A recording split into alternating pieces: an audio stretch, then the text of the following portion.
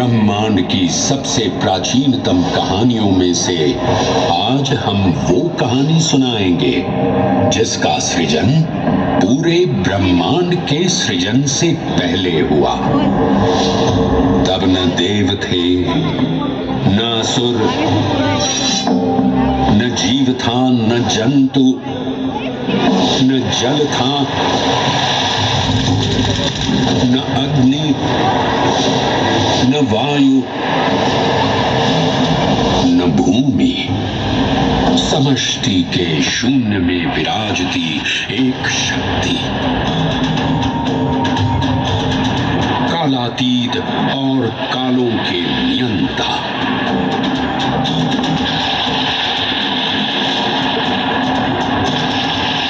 विधाता भी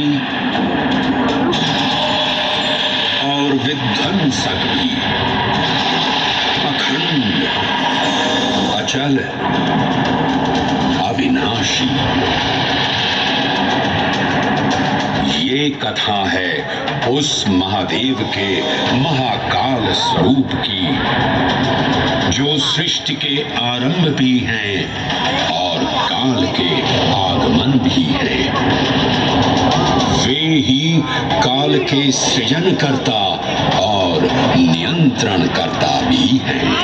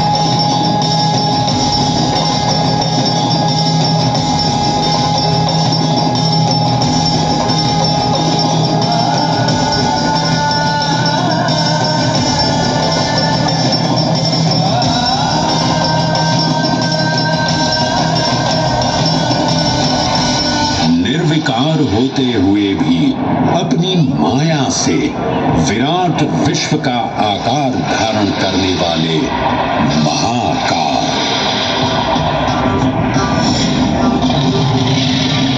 मेरुगिरी को धनुष और भगवान विष्णु को बाण बना दैत्यों के 3 पुरों का नाश करने वाले महाकाल। वो महाकाल जो तीनों लोकों में विद्यमान सभी शिवलिंगों में प्रधान है।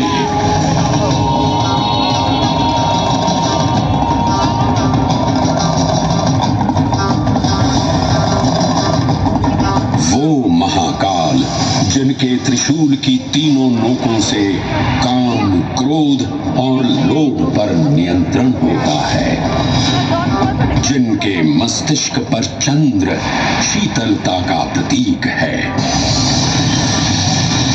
और जिनकी सवारी नंदी के 4 चरण सत्य, दया, दान और तप का चिन्ह है।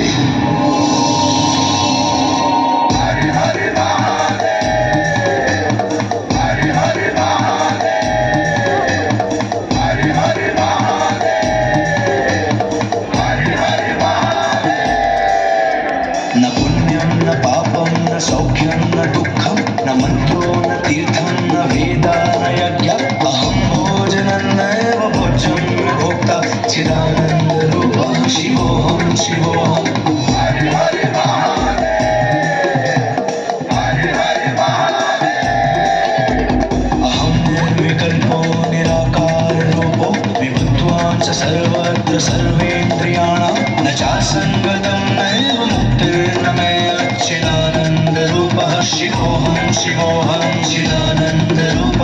शिवोऽहं शिवोऽहं चिदानन्दरूपः शिवोऽहं शिवोऽहं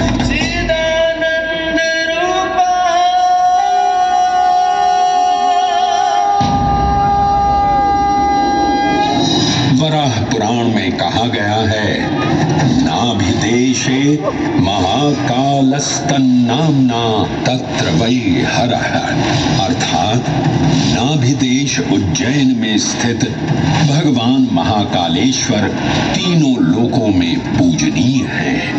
आकाशे तारकाम लिंगम पाताले हाटकेश्वरम मृत्युलोके महाकालम सर्वलिंगम नमोस्तुते। आकाश में तारक लिंग के रूप में, पाताल में हाटकेश्वर के रूप में और मृत्युलोक में महाकाल के रूप में स्थित भगवान शिव को प्रणाम। समस्त लिंग स्वरूपों में विद्यमान भगवान शिव को सादर नमस्कार। नाभिदेश उज्जैन का अटूट बंधन है महाकाल के साथ, जो महाकाल स्तोत्र में उल्लिखित है। उज्जयिन्यां महाकालम महाकालेश्वरम हरम महाकालम महायोगिनम नमामि पार्वती पतिं। तो चलिए मैं आपको कथा सुनाता हूँ इसी महान उज्जैन नगर की। उज्जैन, जिसे संस्कृत साहित्य में अवंतिका, विशाला, कुशस्थली, पद्मावती, कनकश्रृंगा, स्वर्णश्रृंगा, प्रतिकल्पा, कुमुदवती और अमरावती के नाम से पुकारा गया। उज्जैन, जो मनुष्य को मोक्ष प्रदान करने वाली 7 नगरियों में से एक है। उज्जैन, जहां 84 महादेव का आशीर्वाद प्राप्त है। उज्जैन, जिस पर सदा ही कृपा रहती है महाकाल की। यहाँ सतत क्षिप्रा नदी की निर्मल धारा बहती है। डमरू के नाद से जीवन को ऊर्जा मिलती है। घंटियों की झंकार मन को आनंदित करती है। और यहाँ का आकाश शिव आशीष स्वरूप है। श्मशान ऊषर क्षेत्र पीठम तु मनमेव च पंचकैत्र न लभ्यते महाकाल पुरद्दते। अर्थात यहाँ पर श्मशान, ऊषर यानी अनुपजाऊ भूमि, क्षेत्र अर्थात पवित्र भूमि, पीठ यानी शक्ति स्थान और मन अर्थात आध्यात्मिक शांति का स्थल, पांचों एक ही स्थान पर उपलब्ध है। ये संयोग महाकाल की नगरी उज्जैन की महिमा को और गरिमामय बना देता है।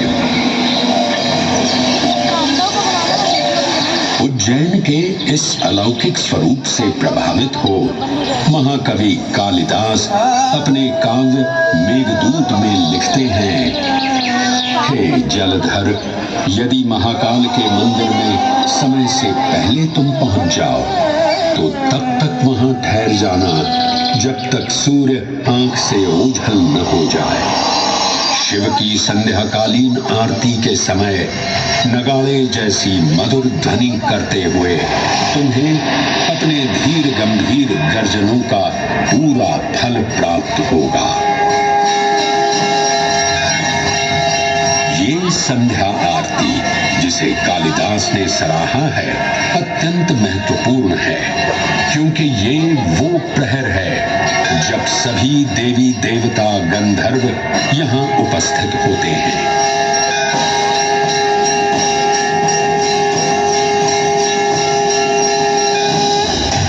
उज्जैन की महिमा अद्वितीय है।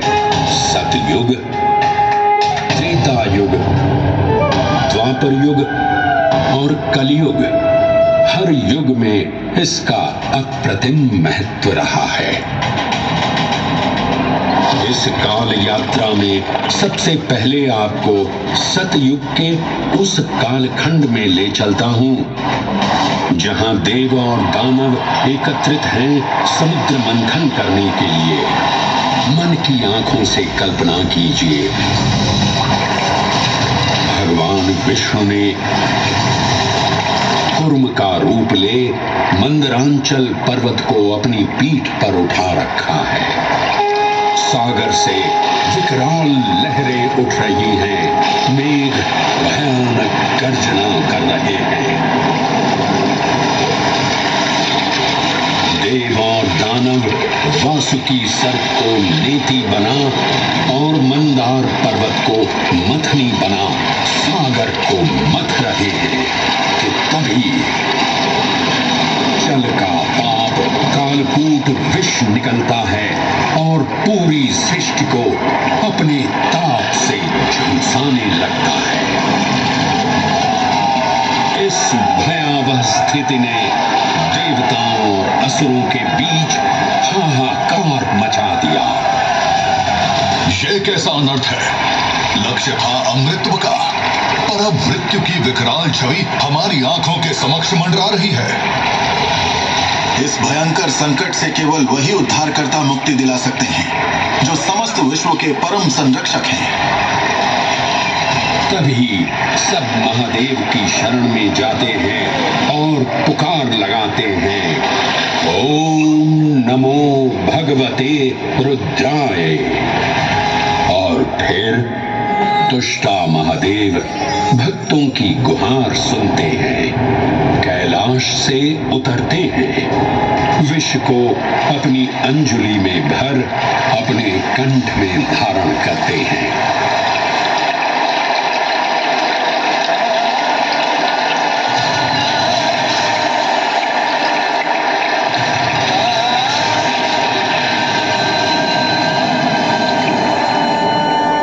अंततो गत्वा सागर मंथन से अमृत कलश प्रकट होता है। जैसे ही अमृत प्रकट हुआ, दानवों ने इसे केवल अपने आधिपत्य में लेने की आकांक्षा प्रकट की और संघर्ष छिड़ गया। आज यदि हम इस अमृत को प्राप्त कर सकें तो हम देवताओं पर हमेशा के लिए प्रभुत्व स्थापित कर पाएंगे। अमृत अपात्र हाथों में ना जा पाए, क्योंकि ये अपनी शक्ति का असीम दुरुपयोग करेंगे। इस अराजकता के परिणाम स्वरूप अमृत की कुछ बूंदें छलकी और पृथ्वी तक पहुंच गई। 4 स्थलों पर स्पर्श हुआ इन बूंदों का, हरिद्वार, प्रयागराज, नासिक और उज्जैन। अमृत की इन्हीं बूंदों के कारण उज्जैन में हर 12 वर्ष पर कुंभ सिंहस्थ मेले का आयोजन होता है। भगवान शिव की लीला देखिए, लोक कल्याण के लिए स्वयं विषपान किया और अपनी नगरी पर अमृत वर्षा करवाई। अमृत की पावन बूंदों से अभिसिंचित ये दिव्य उज्जैन भूमि रामायण के पृष्ठों में भी सम्मिलित हुई। सतयुग के बाद त्रेता युग में माता सीता की खोज में वानर सेना का यहाँ आगमन हुआ।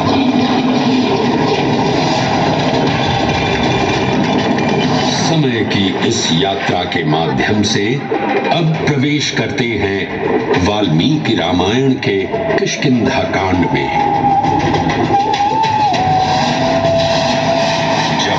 राजा सुग्रीव अपने यूथपतियों से सभी प्रमुख स्थानों पर जाने के लिए कहते हैं और उन्हें अवंती नगर यानी उज्जैन जाने का आदेश भी देते हैं।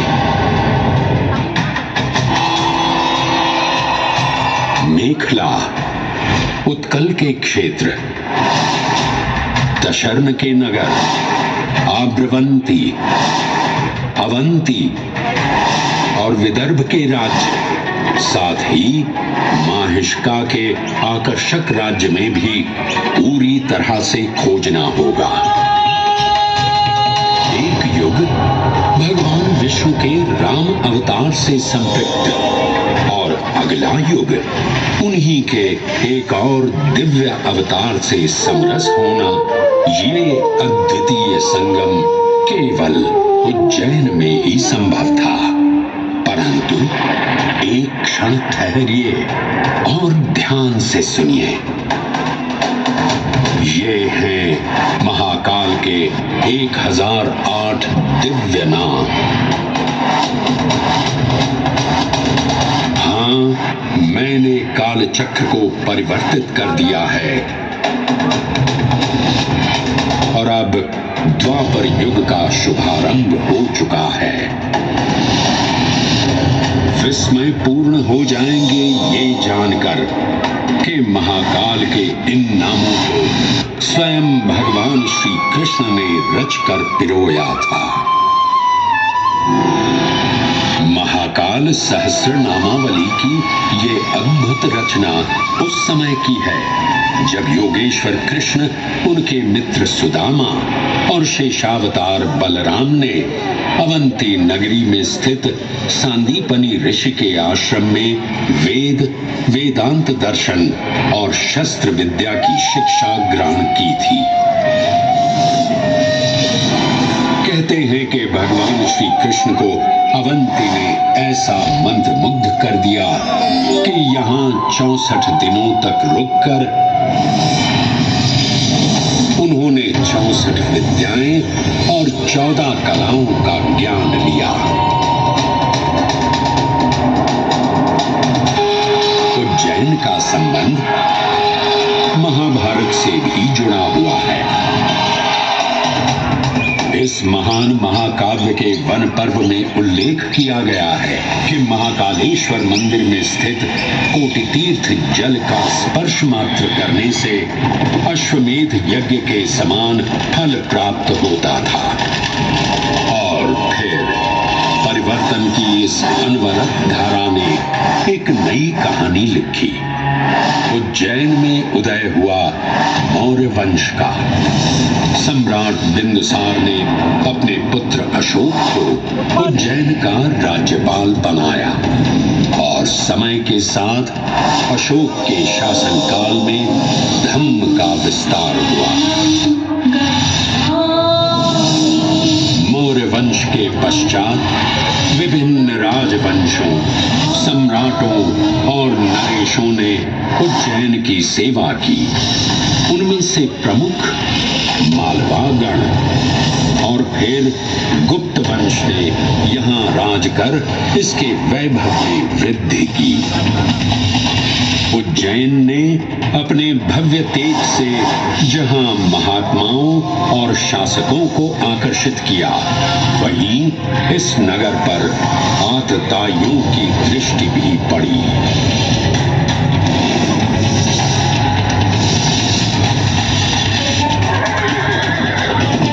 शक मध्य एशिया की खानाबदोश जनजाति थी, जिन्होंने उत्तर पश्चिमी और मध्य भारत के कुछ हिस्सों पर आक्रमण कर अपना शासन स्थापित किया।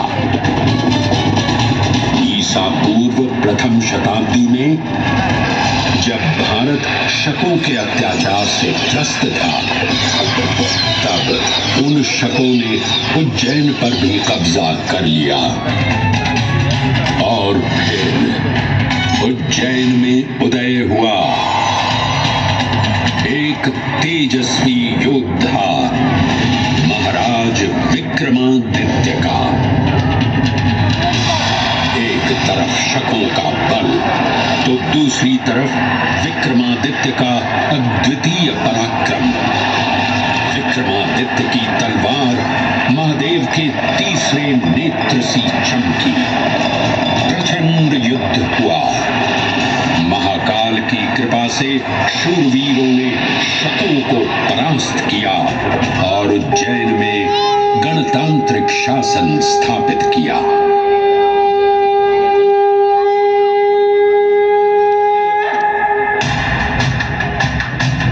इन्हीं महाबली विक्रमादित्य की राज्यसभा महाकाल मंदिर में ही प्रतिष्ठापित थी। आज भी इस मंदिर की घंटियों में विक्रमादित्य की वीरता और शौर्य की प्रतिध्वनि गुंजायमान होती है। राजा विक्रमादित्य और शकों के मध्य हुए युद्ध ने उज्जैन को कालचक्र से अभिन्न रूप से जोड़ दिया, क्योंकि जिस दिन उनको विजय प्राप्त हुई उस गौरवशाली उपलब्धि के सम्मान में एक नवीन पंचांग का शुभारंभ किया गया, विक्रम संवत पंचांग। आज भी कई हिंदू पर्व और धार्मिक अनुष्ठान विक्रम संवत पर आधारित हैं।